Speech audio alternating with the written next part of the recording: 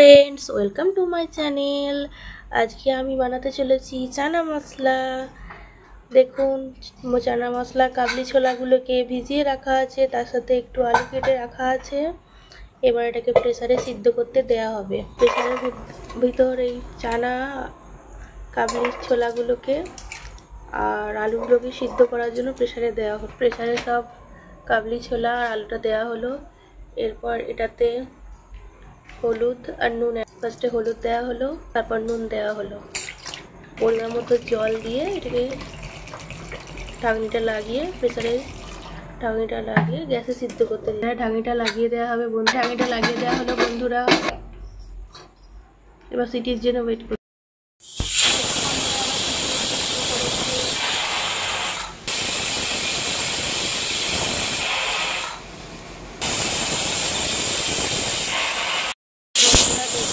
প্রেসারের ঢাকনিটা এবার খোলা হবে।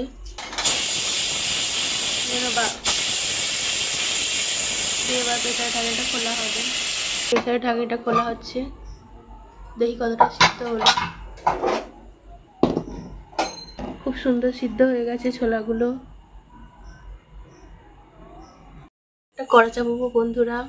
কড়াটা গরম হতে দিলাম, গরম হোক, তাতে সর্ষের তেল দেবো। কড়াতে সর্ষের তেল দেওয়া হবে। এবার তেলটা গরম হোক, তারপর এটাতে মশলা দেওয়া হবে। তেলটা হয়ে গেছে বন্ধুরা। এবার এটাতে আমার টমেটো পেস্টটা দেবো।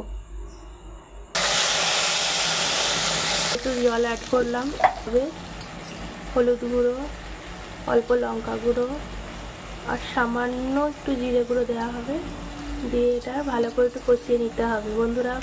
মশলাটাকে ভালো করে নেড়ে ছেড়ে একটু কষিয়ে নেওয়া হবে। মশলাটা কষুক, ততক্ষণ তেল ছাড়া হোক। কি সুন্দর ফুটছে মশলাটা, কালারটাও সুন্দর লাগছে। দেখুন বন্ধুরা, মশলাটা তেল ছাড়া হয়ে গেছে। এবার এটাতে কাবলি মটরগুলো, আমরা আলু আর মটরটা অ্যাড করবো এর সাথে। মটর আলুটা দিয়ে দেওয়া হলো বন্ধুরা। এবার ভালো করে নেড়ে চেড়ে নিতে হবে। হালকা করে একটু খুন্তি করে একটু গেলে নিতে হবে, যাতে গাঢ় গাঢ় ভাবটা আসে। আর এর সঙ্গে অল্প একটু জল অ্যাড করতে হবে। জল অ্যাড করা হলো। ভালো করে নেড়ে চেড়ে নিয়ে একটু সানরাইসের চানা মশলা অ্যাড করা হলো।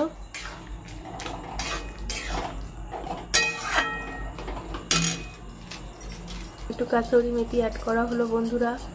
ভালো করে দেওয়া হলো, এটা গুঁড়িয়ে ভালো করে নেড়ে নিয়ে একটু ফুটতে দিতে হবে। ফুটে গেলে নুন আর মিষ্টি আর ঝালটা চেক করতে হবে হলো বন্ধুরা। এটা ভালো করে ফুটুক, লাস্টে টেস্ট করে দেখা হবে বন্ধুরা। চানা মশলাটা সুন্দরভাবে ফুটে এসেছে। এটাতে এবার একটু লঙ্কা গুঁড়ো আর একটু চিনি দিলেই টেস্টটা সুন্দর আসবে। একটু লঙ্কা গুঁড়ো দেওয়া হলো, সামান্য চিনি দিয়ে একটু ভালো করে মিক্সড করে নিলেই টেস্টটা একদম সুন্দর আসবে বন্ধুরা। আমাদের চানা মশলা একদম রেডি। কেমন হয়েছে আমার চানা মশলা একটু কমেন্ট করে সবাই জানিও। আর কে কে চানা মশলা খেতে ভালোবাসো আমায় অবশ্যই কমেন্ট করে জানিও। আর আমার ভিডিওটা এতক্ষণ ধরে মন দিয়ে দেখার জন্য অসংখ্য ধন্যবাদ। আমার ভিডিও ভালো লাগলে আমার চ্যানেলটি সাবস্ক্রাইব করে পাশে থাকুন।